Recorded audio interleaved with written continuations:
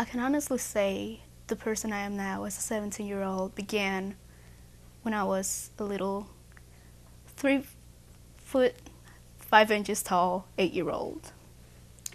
That was the first time I came to Memphis, Tennessee with my mother and a tiny set of clothes. No toys, no shoes. Well, just one pair of shoes. Um, and one notebook and a pencil. Coming to the United States was such an eye-opener. That was my first view that was my first impression that the world was really, really big. And there was a lot of variety of people.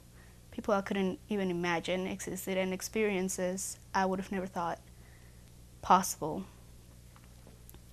As an 8-year-old, it was difficult to be a student because I did not know the language, but my teachers went up and above and beyond to make me feel included, make sure I had the right grades to pass, and make sure I could fit in with my classmates. My mother did not speak any English either, so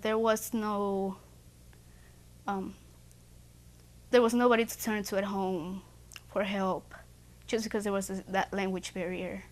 So 6 months in living in Memphis, I told myself, you have to learn English. And by the end of that month, I was proficient in English, and I was making A's, all A's again. When I was in my junior year, I told myself that I didn't want any other student to go through what I went through. So I began tutoring recently arrived Mexican students. I have tutored 3 kids, 2 elementary students, and 1 middle school student. And they have passed their science, reading, and math classes with all A's so far, which I am very proud of. And I am glad I was there for him, because I would have liked somebody to have been there for me as well. As an undocumented student, there's this glass ceiling where, even though we've lived here about the majority of our lives, we are still considered out-of-state students. So that means that public institutions have to charge us out-of-state tuition. The time for change is now. Many of our students need to have the opportunity to go to college, to show their potential, to show how much they can do for this city, for the world, for the nation. Martin Luther King changed ways. Harriet Tubman changed ways. Cesar Chavez changed ways. We can too.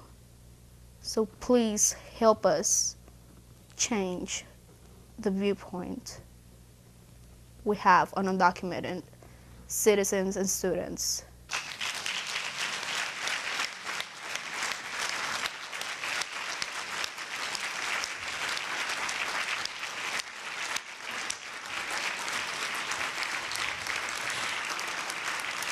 Ana Rodriguez, y tu familia, te amo. I love you all. It is my honor to present Ana Rodriguez.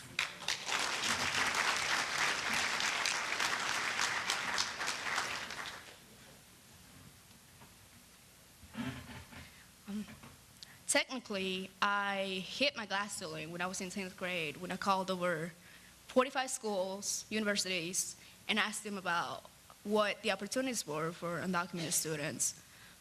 Unfortunately, they weren't very positive, and that's really when I hit my glass ceiling and just shattered all over the place. So I really want to thank my parents for doing that sacrifice of bringing me to a different country so that I would have better education opportunities and keeping me together. I have 2 of my teachers here, my AP chemistry teacher, Dr. Ruddick, my aviation teacher, Mr. Holmes, for going up and up and above and beyond, helping something so what many consider something so controversial. Ms. Jennifer, I want to thank her for helping me give a voice to all those who are underrepresented, who may not be able to go to Washington, D.C. to speak to representatives, so that changes can be made, so the way we are perceived. Thank you all.